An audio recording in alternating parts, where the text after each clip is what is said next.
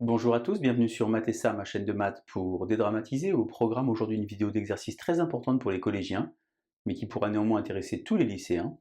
Simplifier une fraction. Pour ne rien manquer des publications quotidiennes, je vous invite à vous abonner à Math&Ça, c'est rapide, facile et gratuit.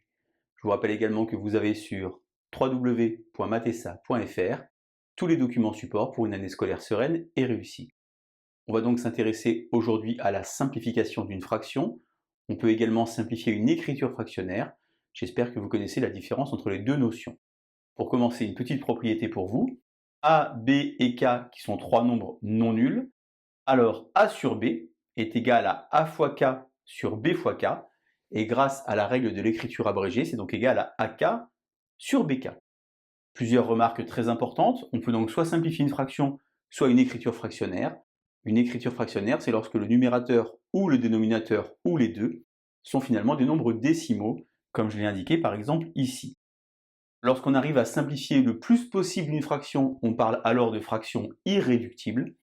Et enfin, si A et B sont deux nombres qui sont consécutifs, on parle alors de fraction irréductible. C'est le cas par exemple pour 3K.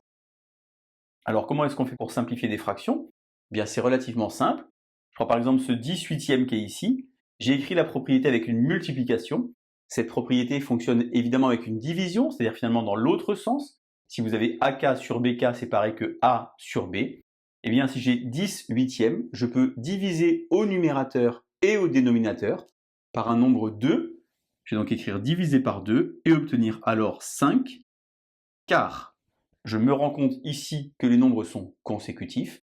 La fraction est donc irréductible, je ne peux plus la simplifier. J'ai maintenant ici 3,5 sur 5. Lorsque je veux simplifier une fraction ou une écriture fractionnaire, je peux également effectuer des multiplications. Ici, ce qui est plus malin, c'est de faire x2. 3,5 fois 2, ça fait 7. 5 fois 2, ça fait 10. J'obtiens 7 dixièmes. Les deux nombres ne sont pas consécutifs. Et pourtant, la fraction est ici irréductible. Je ne peux plus simplifier à la fois en haut et en bas par le même nombre. Donc ici division, ici multiplication. Il faut évidemment maîtriser le calcul mental. Je vous insère le lien vers la playlist de Math&Ça qui traite du calcul mental si vous voulez vous entraîner. 42 trentièmes. Ils ont commencé par diviser par 2. La moitié de 42, c'est donc 21. Et la moitié de 30, c'est donc 15. Et je me dis finalement que 21 sur 15, je peux recommencer, non pas en divisant par 2, mais en divisant par 3. J'obtiens ici alors 7, et ici, 15 divisé par 3, 5. Les nombres ne sont pas consécutifs, mais ce n'est pas grave, la fraction est quand même irréductible. Alors ici, ce qu'il faut mettre en jeu, c'est la notion de critère de divisibilité. Je vous insère le lien vers la vidéo de la classe de seconde accessible pour les élèves du collège sur la notion de critère de divisibilité. Il y a ici une stratégie à mettre en place qui est très importante. Si j'ai divisé par 2, puis après j'ai divisé par 3, eh bien je peux directement diviser par 6. 42 divisé par 6, ça fait 7. 30 divisé par 6, ça fait 5. C'est maintenant à vous de jouer. Je vous propose donc de mettre la vidéo en pause, tenter de simplifier toutes les écritures sur la partie droite en donnant les fractions dites irréductibles. Allez, un brouillon à crayon, et c'est parti.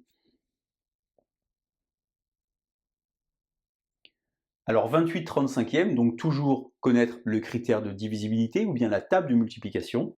Ici, 28 35e, je vais donc diviser par 7. 7 fois 4, 28. 5 fois 7, 35. J'obtiens 4 cinquièmes, consécutif, irréductible. 40 trentièmes, je pourrais par exemple diviser par 2 ou bien diviser par 5. Je vais toujours chercher le plus grand, c'est plus simple. Je vais donc ici diviser par 10 et obtenir ici 4 tiers irréductible. Divisé par 10 en bas, divisé par 10 en haut. Je peux mettre la flèche en bas ou en haut, par contre j'indique à l'aide de la flèche l'opération que j'effectue. 32 56e, je vais donc commencer par diviser naturellement par 2. La moitié de 32, ça fait donc 16, et la moitié de 56, ça fait donc 28. Je me suis bien avancé, mais est-ce que je peux pas faire mieux que diviser par 2? Je pourrais recommencer le processus. Simplement 16 et 28 sont tous les deux dans la table de 4.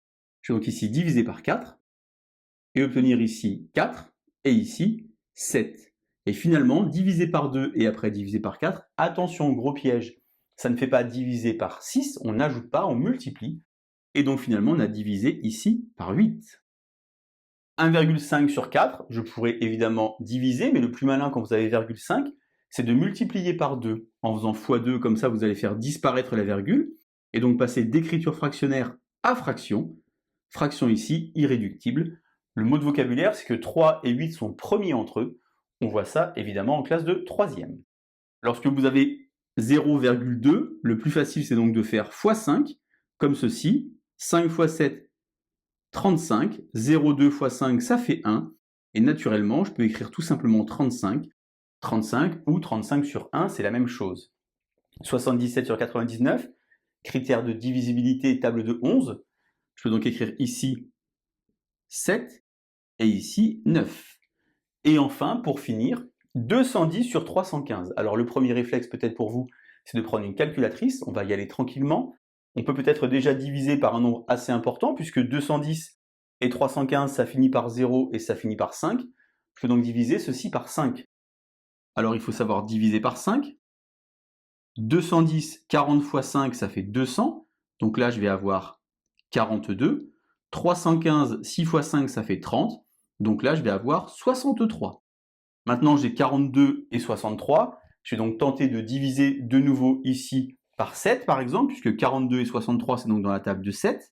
Ça fait donc ici un petit 6 et ici un petit 9. Et puisque j'arrive à 6 neuvièmes, c'est pas encore fini. Je peux encore diviser par 3, ici, et obtenir, pour finir, 2 tiers. 2 tiers est donc une fraction irréductible. Pourquoi? Eh bien car 2 et 3 sont consécutifs. J'ai indiqué en bas stratégie. Moi, je vous conseille de diviser par le plus grand que vous connaissez pour faire rapidement descendre les nombres et pouvoir simplifier la fraction. Voilà donc comment est-ce qu'on fait pour simplifier une fraction ou éventuellement une écriture fractionnaire. Je vous laisse vous entraîner et je vous dis à bientôt sur Mathessin. Bonne journée.